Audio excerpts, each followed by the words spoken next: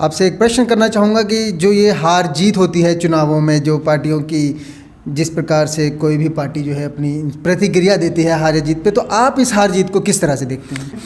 आशीष जी, हार जीत मेरे लिए कम से कम सामाजिक दृष्टिकोण से जब मैं देखता हूँ तो हार जीत ज़्यादा मायने नहीं रखती हैं। वो इसलिए नहीं रखती हैं कि लोकतंत्र दो पैरों पर खड़ा होता है, तो वो हार जीत के ही पैर हैं, एक जीत और दूसरा हार। यही लोकतंत्र की पहचान है। अगर लोकतंत्र में हार जीत नहीं होती है तो वो लोकतंत्र नहीं है, फिर कुछ और ही तंत्र है।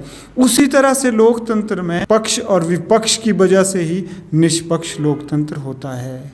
तो अगर लोकतंत्र में हार होगी तो भी लोकतंत्र का भला है, लोकतंत्र में जीत होगी तो भी लोकतंत्र का भला ही है। अब आप पूछेंगे कैसे भला है? जी बिल्कुल जी। वो इस तरह से आशीष जी कि जब लोकतंत्र होता है तो लोकतंत्र का मतलब होता है वहाँ पे लोकमत भी होता है, और लोकमत एक ना होकर लोकमत बटा हुआ होता है।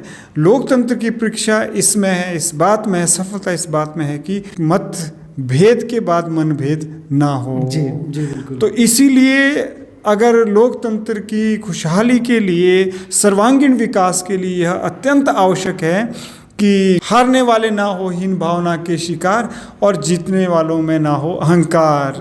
लोकतंत्र का इसी से होता उद्धार। और क्योंकि लोकतंत्र पक्ष और विपक्ष के दो पांव पर खड़ा होता है, लोकतंत्र जीत और हार के पांव पर ही आगे बढ़ता है। अगर इनमें से हार नहीं हुई तो एक पैर कम हो जाएगा, लोकतंत्र लंगड़ा हो जाएगा। जीत नहीं हुई तो भी लोकतंत्र लंगड़ा हो जाएगा, लोकतंत्र विकास के मार्ग पर आगे नहीं बढ़ पाएगा। इसीलिए लोकतंत्र में जितना महत्व पक्ष का है, जीतने वाले का है, उतना ही महत्व विपक्ष का, हारने वालों का भी है।